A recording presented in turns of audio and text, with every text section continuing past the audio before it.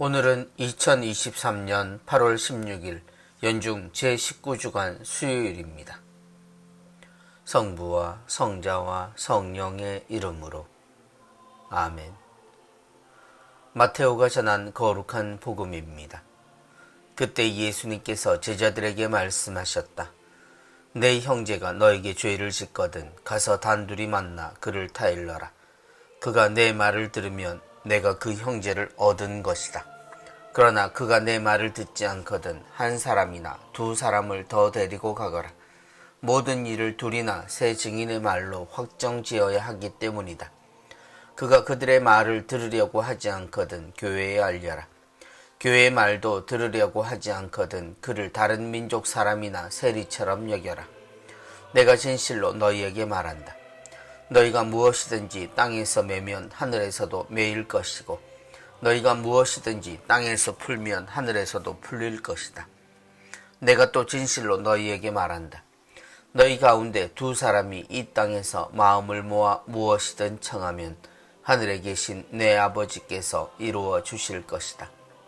두 사람이나 세 사람이라도 내 이름으로 모인 곳에는 나도 함께 있기 때문이다.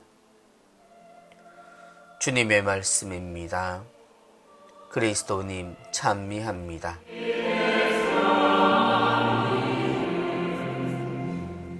가서 단둘이 만나 그를 타일러라. 세상 사람들 중에 사랑의 중요성에 반대할 사람은 없습니다. 하느님을 믿지 않는 이들도 사랑의 가치는 압니다. 사랑은 사람이 타고나는 하느님을 닮은 특징이기에 신앙 이전에 사람에게 주어진 가장 소중한 부분입니다. 죄를 짓고 하느님을 떠난 사람입니다. 그런 사람을 되찾으려는 하느님의 길고 긴 계획과 노력은 사람에게 사랑의 근본을 되찾아 주기 위한 것이었습니다. 그럼에도 불구하고 사람은 하느님의 사랑에 대한 가르침에 자주 외면하는 모습을 보였습니다. 그리고 죄에 대한 집착에 가까운 강조를 하곤 했습니다. 죄를 짓는 것은 혐오하듯 말하며 하느님의 심판에도 이 죄에 대한 강조를 되풀이했습니다. 우리가 하느님을 믿으면서도 십계명으로 대변되는 법을 강조하는 것도 같은 이치입니다.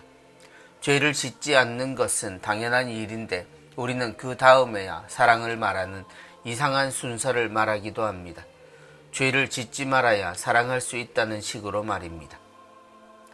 내 형제가 죄를 짓거든. 죄에 대한 예수님의 가르침을 봅니다. 예수님은 세상에서 수많은 죄인들을 마주하셨습니다.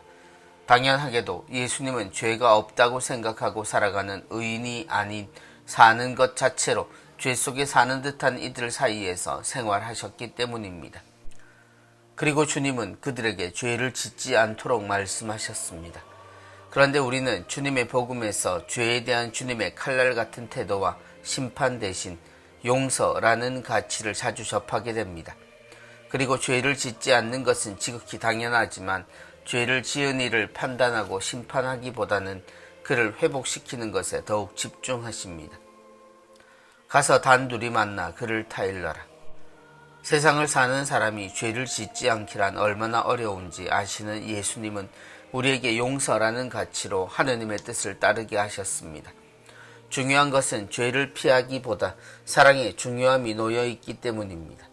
그러므로 가장 현실적인 사랑의 가르침은 용서입니다.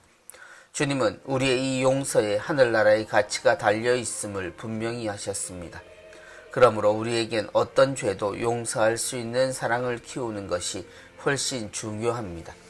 이것이 끝까지 포기하지 않으시는 하느님의 마음입니다. 너희가 무엇이든지 땅에서 매면 하늘에서도 매일 것이고 너희가 무엇이든지 땅에서 풀면 하늘에서도 풀릴 것이다. 성부와 성자와 성령의 이름으로 아멘.